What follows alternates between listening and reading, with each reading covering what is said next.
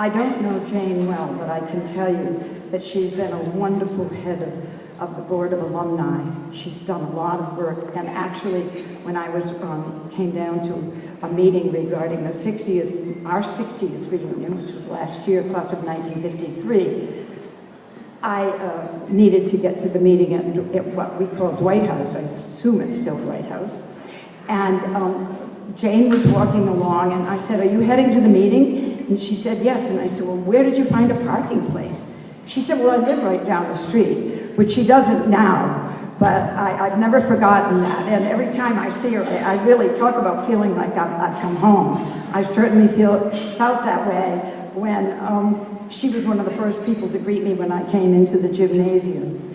I'm here today to honor Edith Grossman Perlman of the class of 1953.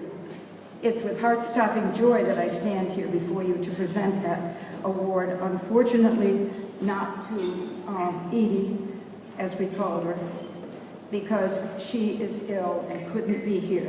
But very fortunately for us, her wonderful sister, Betty Grossman, is here from the class of 1958 to accept the award. I don't know for sure whether there will be some words that Edie may have given her sister. I think perhaps so, that will follow what I have to say. And bear with me, I think I'm a little long-winded. Everybody who knows me knows that I am.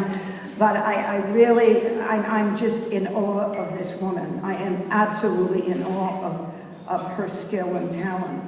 She's receiving the Alumni Distinguished Service Award. And now I will tell you the story. Since we were classmates more than 60 years ago at Lincoln, there has always been something special about Edie, as we classmates called her. Her beguiling qualities are difficult to capture in words.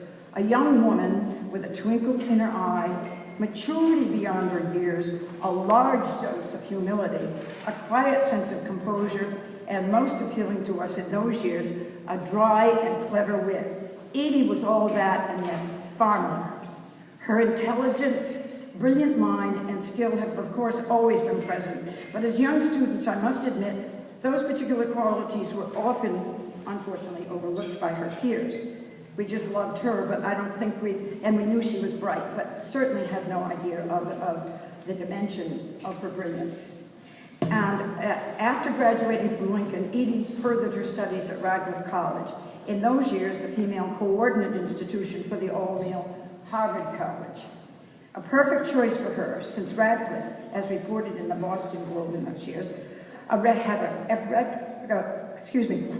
a reputation of having a particularly intellectual and independent-minded student.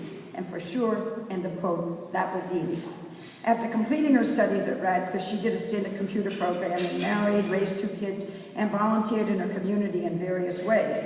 During those same years, Edith Perlman had begun writing fiction and nonfiction articles for national magazines, such as The New Yorker, as well as for literary publications and anthologies.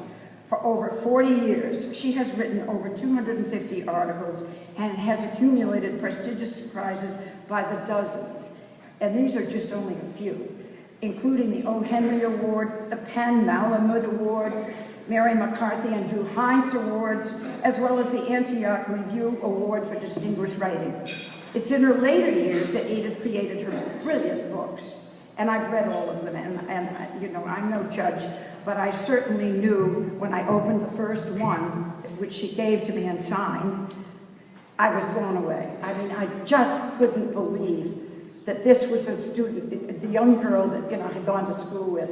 But I've come to know Edie well, and I can attest to her brilliance, as well as her extreme kindness and modesty. Her stories are so beautifully wrought that the reader enters the world that she has woven with love, understanding, and compassion for the characters who inhabit them.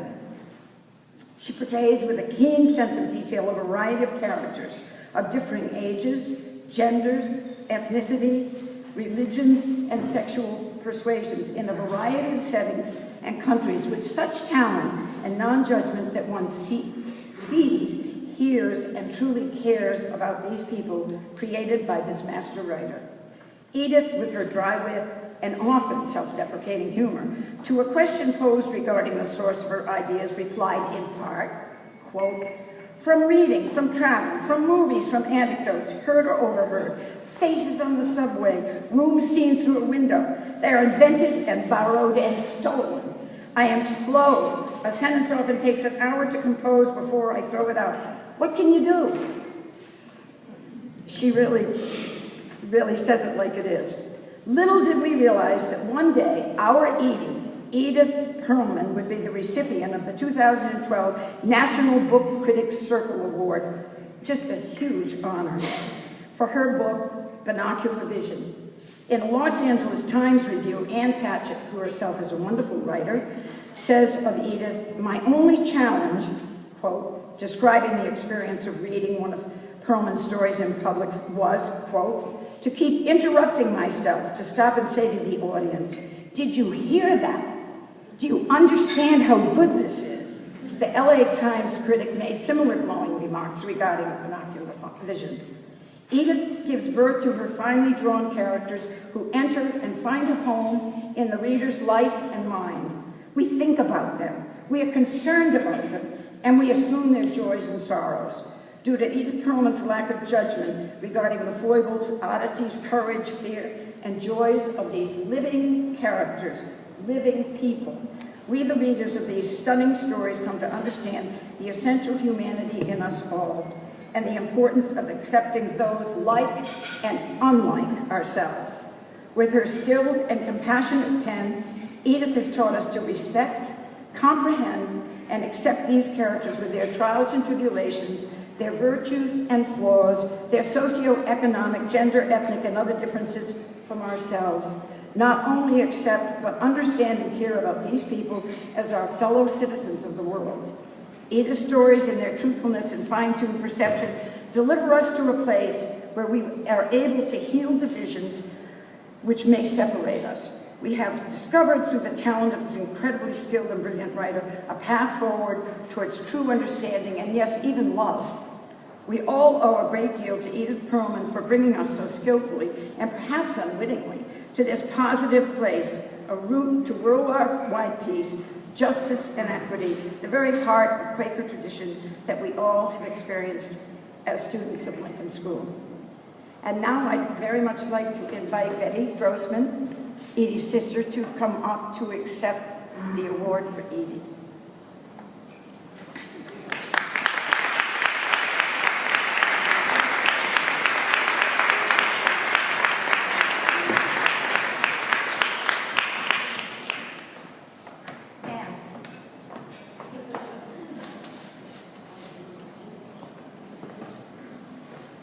This reads, "The Distinguished Service Award recognizes an alumna whose life and accomplishments exemplify that inner light which the school has traditionally sought to foster.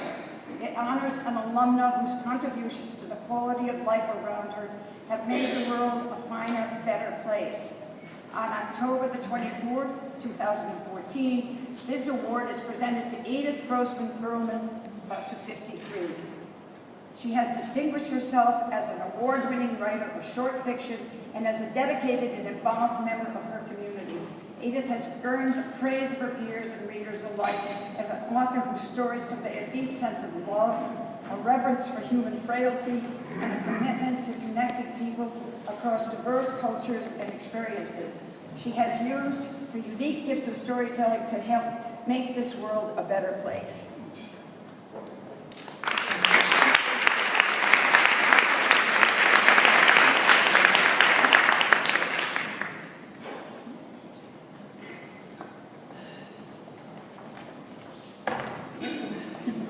Thank you very much, Liz, very much. Edie wishes she could be here, but she can't at the moment, but will be soon. She's getting better, which is wonderful. She gave me some words to read. "It's been over 60 years since I walked by the copper beech tree at the Butler Street entrance to Lincoln and began what I have always said was the best educational experience I have had. Its seriousness, the dedicated teaching, Mrs. G and Miss McGrath immediately come to mind, and Miss Cole's steady oversight had a profound influence on me. The excellent English program encouraged my interest in literature and writing, as did work for the Lincoln Green, the literary magazine. And of course, the kind and spirited class of 1953 perfected the mix. I am grateful to have benefited from my 3 years at Lincoln and am enormously honored to receive this award. I thank you with all my heart.